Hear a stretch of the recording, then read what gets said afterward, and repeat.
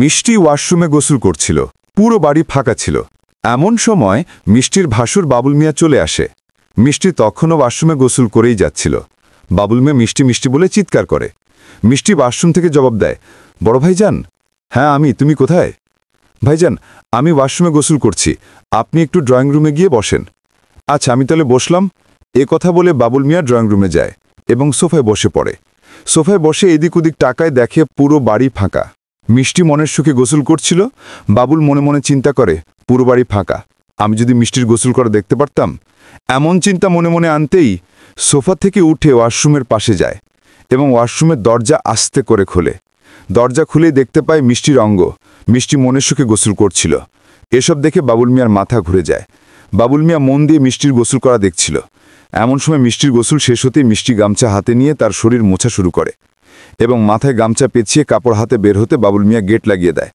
মিষ্টি দরজা খুলেই দেখতে পায় তার ভাসুর। মিষ্টি তো অবাক হয়ে যায়। তার ভাসুর ওয়াশরুমের দরজার সামনে কি করছে? কি ব্যাপার ভাইজান, আপনি ওয়াশরুমের সামনে কি করছেন? না তেমন কিছু না, আমি ভাবলাম তোমার গোসল করতে এত দেরি হচ্ছে কেন, তাই আর কি এসেছিলাম এখানে। কি, আমার গোসল করতে দেরি হচ্ছিল বলে আপনি আমার ওয়াশরুমের সামনে আসবেন? আমি তো আপনাকে বলেই দিলাম আপনি বসেন। বসেই তো ছিলাম, কিন্তু একা একা ভালো লাগছিল না, তাই আর কি এখানে আসলাম। মানে আপনার ভালো লাগছিল না, আপনি বসে সিনেমা দেখতে পারতেন। এখানে যে সিনেমা দেখলাম ওখানে আর কি সিনেমা দেখব? তার মানে আপনি আমার গোসল করা দেখে ফেলেছেন? হ্যাঁ মিষ্টি, আমি তোমার গোসল করা দেখেছি।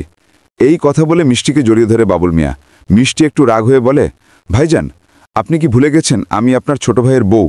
আপনি আমার সাথে এরকম কাজ করতে আপনার লজ্জা করছে না? লজ্জা কিসের?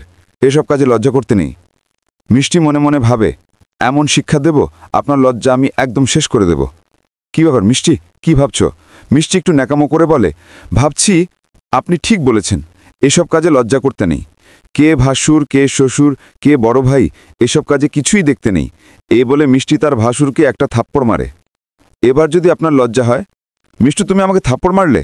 আমি তো ভেবেছিলাম তুমি আমাকে। কি ভেবেছিলেন? আদর করব, সোহাগ করব, বুকে জড়িয়ে ধরে আপনাকে? এ কথা বলে মিষ্টি অনেক রেগে গেল।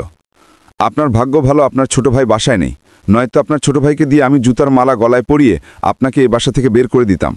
মিষ্টি, তুমি কিন্তু আমাকে অপমান করছো। মিষ্টি তার ভাসুরকে বলে, আমি অপমানের কিছুই করিনি এখনো। আপনি যদি আর অপমান না হতে চান তাহলে আমার বাসা থেকে এক্ষুনি বের হয়ে যান। এ কথা শুনে বাবুল মিয়া বাসা থেকে চলে যায়। মিষ্টিও তার নিজের রাগকে কন্ট্রোল করে তার রুমে চলে যায়। ছোট ভাইয়ের বউকে সবসময় ছোট বোনের চোখে দেখতে হয় এবং বড় ভাসুরকেও নিজের বড় ভাইয়ের চোখে দেখতে হয়, তাহলে পরিবারে শান্তি মেলে। যখন কোনো ভাসুর তার ছোট ভাইয়ের বউয়ের দিকে কুনজরে তাকায় তখন সম্পর্ক নষ্টের দিকে চলে যায়। কোনোভাবে যদি ছোট ভাইয়ের বউ কুনজরে পা দিয়ে ফেলে তাহলে সে সম্পর্ক শেষ। আর যদি প্রতিবাদ করে তাহলে বড় ভাইয়ের সমতুল্য ভাসুর তার কাছে সারা জীবনের জন্য নিচু হয়ে যায়। পুরুষ তখনই সম্মান পায় যখন সে অন্য কোনো নারীকে সম্মান দেয়। আমাদের এই গল্পটি আপনাদের কাছে কেমন লাগলো অবশ্যই কমেন্ট বক্সে কমেন্ট করে জানাবেন। তার সঙ্গে আমাদের এই পেজটি ফলো দিয়ে আমাদের পাশে থাকবেন। সবাইকে অসংখ্য ধন্যবাদ পুরো ভিডিও দেখার জন্য।